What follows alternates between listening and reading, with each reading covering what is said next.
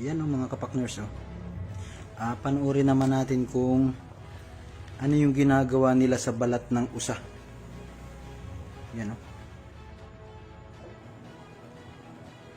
Hindi ko alam kung ito'y gagawing jacket or kung ano man.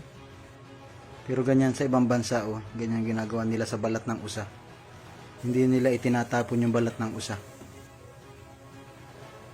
Sinusuot nila sa mga machine. Ayan. Pinako. Ibibiladwari o. Baka jacket ang gagawin dito mga kapakners. Inisprayan. Tapos isasampay huli. Ibibilad huli, patutuyuin.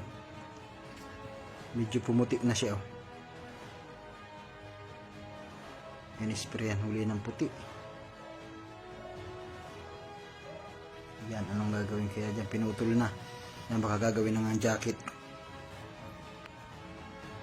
Malamig siguro sa ibang bansa. Ay, hindi, inahit oh. Kaya gagawin naman dyan. Tinanggal din. Tinanggal niya doon sa... Ay, gagawin pa. Ay, bulak man na ito.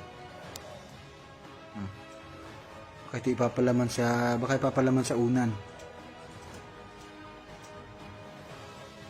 Tapos... pinaputi ng maigi oh. Baka mapanlatag ang gagawin. Yan, pinapakita kung gaano kaputi oh. Malinis niyan, sigurado wala nang amoy yan.